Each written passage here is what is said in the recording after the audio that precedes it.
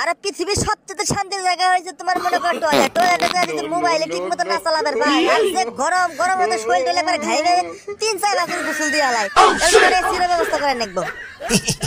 আরে কত তুই খারাপ কষ্ট নাকি, কত তুই এটা ভালো একটা কথা। আরে বড় ভাই যে কি খবর আপনার, ভালো আছেন নাকি? হ্যাঁ শুনলাম আপনার নাকি এলাকায় পাবলিক টয়লেট দিতেছেন, আবার এলাকার মানুষজন নাকি আপনার আবার পাবলিক টয়লেট উপদেষ্টা বানাই দিতেছে কি? আর কইও না ছোট ভাই, তুমি ঠিকই শুনছ।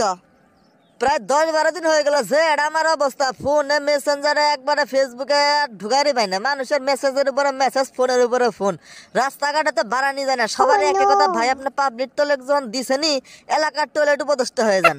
তো কি করা, সবার কথা ভাবি চিন্তে টয়লেট উপদেষ্টা হয়ে গেলাম গা।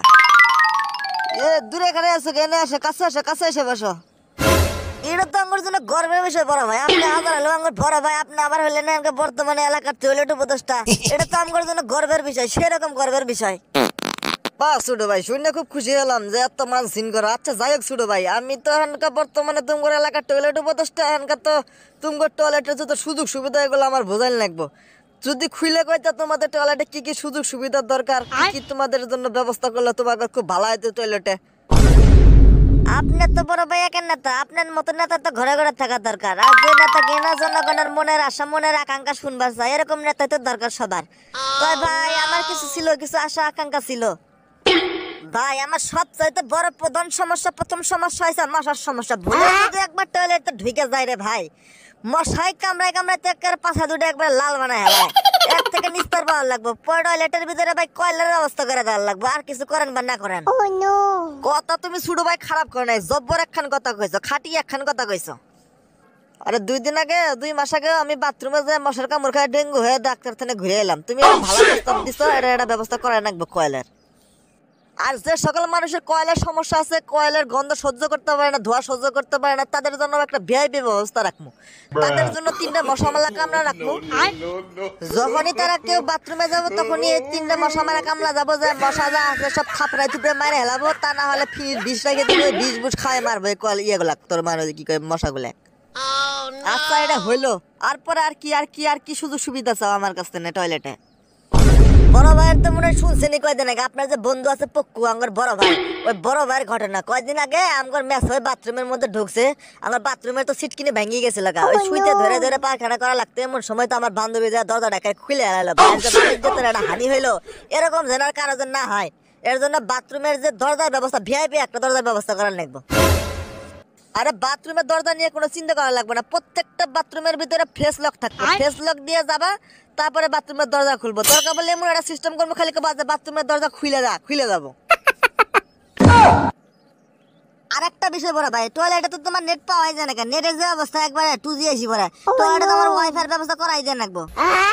আরে পৃথিবীর সবচেয়ে শান্তির জায়গা হয়েছে তোমার মনে করো টয়লেট। টয়লেটে যদি মোবাইলে ঠিক মতো না চালাবে ভাই, আর যে গরম গরম হতে শরীর টলে একবারে ঘাইবে 3-4 বাকুর গোসল দিয়ে আলাই এর এসির ব্যবস্থা করে নেকবো।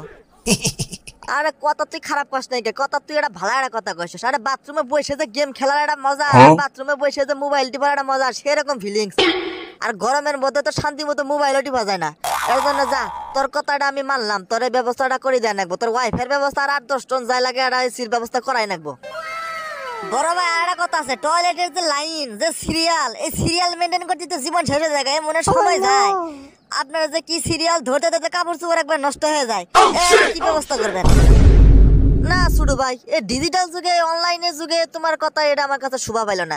আরে আমরা অনলাইনে টিকিটের ব্যবস্থা করবো, প্রত্যেকটা টয়লেটের টিকিটের ব্যবস্থা থাকবো। তোমরা আগে সিরিয়াল দিবা, সবাই সবার সিরিয়াল দেখতে পাবো, ওই সিরিয়াল অনুযায়ী তোমরা আসবা টয়লেট করবা, যাতে কোনো ভিড়ও হবে না, কাপড় নষ্ট হওয়ার কোনো পসিবিলিটি নাই।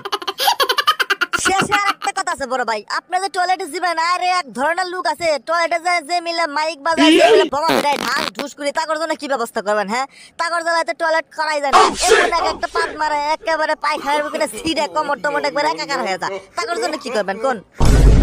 তুমি চিন্তা করো না, তার জন্য আমার ব্যবস্থা আছে। তার জন্য সবসময় আমার মেডিকেল টিম থাকবে রেডি 2-4টা, আর প্রত্যেকটা টয়লেটের সামনে একটা করে ফার্মেসি থাকবো। যাওয়ার আগে তারপর পেট ফুট চেক করে তারপরে যাবো। আর যার যদি কোনো সমস্যা থাকে আগে ওষুধ টষুধ খাই নিবো, খায় তারপরে ঢুকবো, পরবর্তীতে সমস্যা হইব না। বা বড় ভাই আপনার মাথাতে বুদ্ধি খালি গিজ গিজ করে আরে আপনার কাছে না আসলে তো বুঝবেই পেতাম না আপনার মাথাতে তো বুদ্ধি এর কারণে এলাকার মানুষজন আপনার খুশি হয়ে টয়লেট উপদেষ্টা বানাইছে। শুনে খুব খুশি হলাম বড় ভাই। আপনি আগায় যান, আপনার পিছে পিছে আমরা আছি, আপনার কোনো টেনশনই করার লাগবে না। আপনার নতুন 2025-এর হ্যাপি নিউ ইয়ারের ভিতরে আপনি এই কাজগুলো করে এলেন। এই হ্যাপি নিউ ইয়ারের ভিতরে আপনি এই কাজ শুরু করেন। আচ্ছা ছোট ভাই যাও, তোমার নতুন বছরের শুভেচ্ছা রইলো। আর এলাকার মানুষজনেরও বললো সবারে যে আমাদের টয়লেট উপদেষ্টা সবার নতুন বছরের শুভেচ্ছা জানাইলো। আচ্ছা বড় ভাই, হ্যাপি নিউ ইয়ার, আপনারা হ্যাপি নিউ ইয়ারের শুভেচ্ছা রইলো। ভালো থাকবেন।